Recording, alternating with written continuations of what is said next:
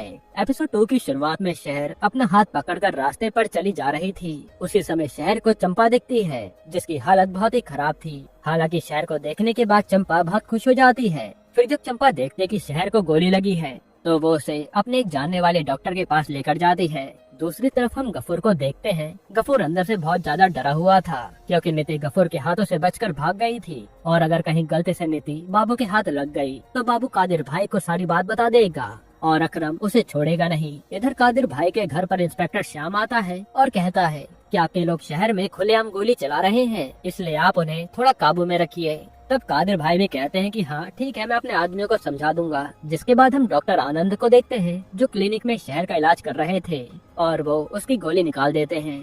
यहाँ थोड़े टाइम बाद कादिर भाई को नीति के बारे में सब पता चल जाता है, और इधर क्लिनिक में शहर आनंद से कहती है कि क्या एड्स का कोई इलाज नहीं है, आप कैसे भी करके मेरी दोस्त को बचा लीजिए। इस पे आनंद कहता है कि चंपा काफी लोगों के साथ इंटीमेट हो चुकी है, इसी वजह से उसे एड्स हुआ था और मैं उसे चाहकर भी बचा नहीं सकता। जो सुनकर शहर काफी दुखी हो जाती है। फिर कादिर भाई के घर में हम बाबू और अकरम को देखते हैं। बाबू कादिर से कहता है कि आपका बेटा हमारी लड़के को जान से मारना चाहता है। इस पे कादिर भाई अकरम पर बहुत गुस्सा हो जाते हैं, क्योंकि कादिर भाई कभी भी किसी लड़की को जान से नहीं मारते थे, और वो अकरम को आज खूब सुनाते हैं। तब अकरम वहाँ से चुपचाप चला जाता है।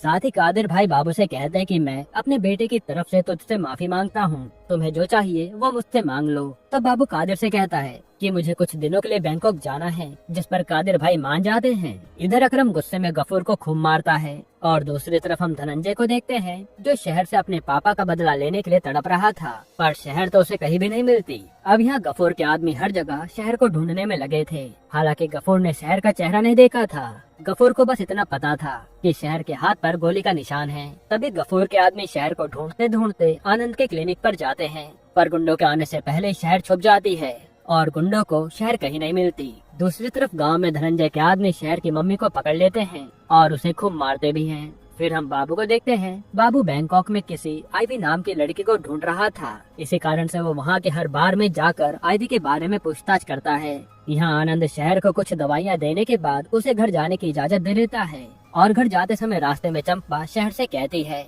कि तुम यहाँ से वापस चले जाओ, वरना अकरम और बाबू के आदमी तुम्हें छोड़ेंगे नहीं। लेकिन शहर चाहकर भी गांव नहीं जा सकती थी, क्योंकि गांव में पहले से धनंजय उसका इंतजार कर रहा था। तब शहर कहते कि मैं यहाँ आई हूँ तो पैसे कमा कर ही जाऊंगी। जिसके बाद हम रेशम बाई को देखते हैं, और वो अकरम से कहती है कि अगर तुम्हें बाबू से आगे बढ़ना है तो तुम्हें दूसरी जगह से अच्छी अच्छी लड़कियां लानी होगी, वरना बाबू हमेशा कादिर भाई की नजरों में तुमसे ऊंचा रहेगा। यहाँ बाबू को काफी ढूंढने के बाद एक बार में आईवी मिल जाती है। तब बाबू उसे इम्प्रेस करने में लग जाता है, और आईवी भी एक प्रोस्टिट्यूट थी, तो वो उसके साथ जाने के लिए मान जाती है। इधर घर जाते समय शहर और चंपा को काफी ज्यादा भूख लगने लगती है, लेकिन उन दोनों के पास खाने के लिए पैसे नहीं थे। इसी वजह से वो दोनों सत्तार की दुकान पर खाने आती हैं, और सत्तार दिल का बहुत अच्छा इंसान था, जो उन्हें फ्री में खाना खिलाता है। यहाँ गफूर अपने आदमियों से कहता है कि मुझे किसी भी हालत में शहर चाहिए, वरना मैं तुम लोगों को जिंदा नहीं छोड़ूंगा। जिसके बाद हम शहर और चंपा को देखते हैं। वहाँ सत्तार शहर से कहता है कि तुम्हें उस बच्चे के लिए अपनी जान खतरे में नहीं डालनी चाहिए थी, पर शहर उसकी बातों पर ध्यान नहीं देती।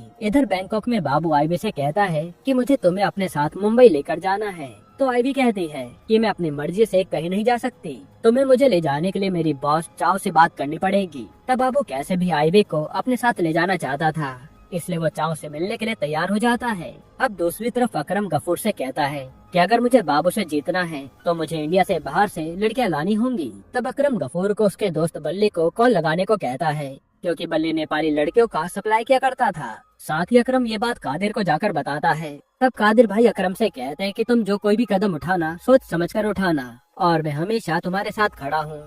यह सुनकर अकरम खुश हो जाता है। फिर यहाँ घर में शहर चंपा से कहती है कि तुम तो हबीबा बाई को जानती हो ना, क्या तुम मेरे लिए उनसे बात कर सकती हो। यहीं पर एपिसोड 2 खत्म होता है।